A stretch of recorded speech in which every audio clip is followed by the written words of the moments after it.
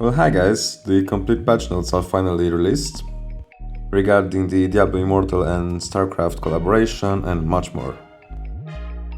The event is gonna run from May 13th to June 10th.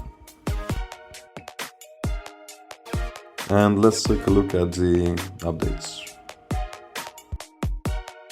Right at your first login, you're gonna get a StarCraft themed avatar frame, the new legendary gem, the collab one, and a weapon cosmetic. During this event you can participate in daily activities and earn more rewards. And this is the boss we're gonna fight, just like the Berserk collab and the World of Warcraft collab. We're gonna have a separate map just with the boss. Do note that the first skill of the boss will grant you a copy of the new legendary gem. And you're gonna need tickets to enter the boss map, which I think can be dropped from open world and other activities. And you can also participate in a group of 4 people. The Infested Rifts. This one is particularly interesting because we'll drop new legendary weapons with some new special affixes. Also, players will be granted a special ability while playing the Rift, Psionic Storm. This special ability will place a field on the ground at a random that will deal damage to enemies within. Moving on to Battle for the Beyond, which seems to be the new Conqueror mode. In this special version of Conqueror mode, players will find special faction themed shrines across the map. Activating these shrines will grant powerful combat orbs, each tied to a specific faction. And here we have Terran, which increases attack speed and movement speed. Zerg, for a limited time, all attacks fire poison projectiles that apply a damage over time effect. I'm curious to see how this one goes. And Protoss, that grants a protective shield that lasts for a limited duration or until it absorbs a set amount of damage, so this one seems to be more defensive. Do note that only the orbs matching the faction you select before the match will drop during the gameplay. And from now on, Conqueror is gonna have all 8 items, not just 6. Moving on to the new 2-star legendary gem.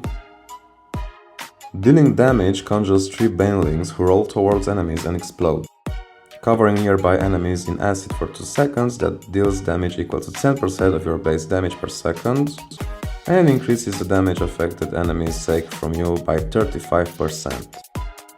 Cannot conjure banelings more than once every 6 seconds, and you also deal 6% increased damage to enemies suffering from a continual damage effect. Generally, this one seems even better than Morn Skull or Crimson Ballet. Here's the new Phantom Market, nothing much to talk about here. And the new familiars, which, I stand corrected, they are not actual familiars. As I said in the previous video, they are just familiar skins. Although I'm not sure if they grant any buffs, because from their description it seems so. As an example, Zerg will allow portable skills to be used without cooldown, enable continuous combat pressure. I don't know what this means. Will we have lower cooldowns on skills, or will we just affect the familiar skills? I have no idea. Here's a new event, just like the usual ones, in which you have to participate in Trial of the Hordes, Fractured Plane, Survivor's Bane, and get rewards. Nothing really special. The Versatility Rings events will continue. If you don't already know how this event works, every ring you're crafting that has more than 2 magic affixes will be able to socket a gem of any color. We're getting increased battleground rewards, more gold, more gear, and 1 normal gem per run. That's nice. Will help you cap the daily gems quicker if you play PvP. And as usual, your first 3 battleground rounds will be more rewarding. Monster Family Commanders. Now, from what I'm seeing here, I'm assuming that whenever you're fighting a group of elites on maps. There's a slight chance that a mini boss is gonna spawn, that's gonna be their commander, and make it a little more difficult to fight the elites.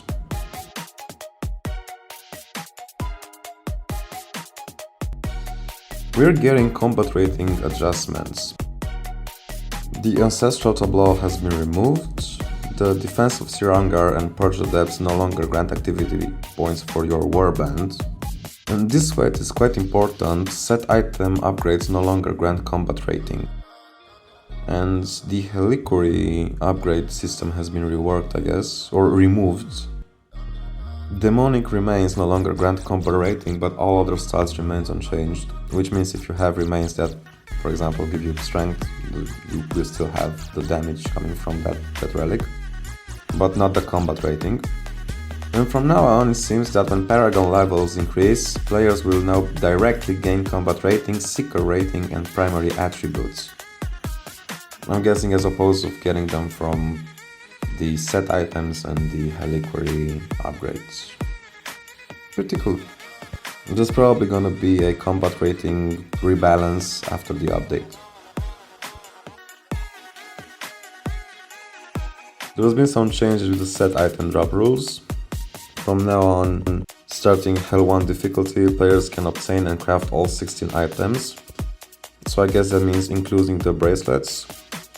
And here's some quality of life changes that aren't really that relevant in my opinion. The pay to win PvP event returns, if you're into that kind of thing, starting May 27th through May 31st. And that was all for today. Thank you all for tuning in and seeing you in the next one.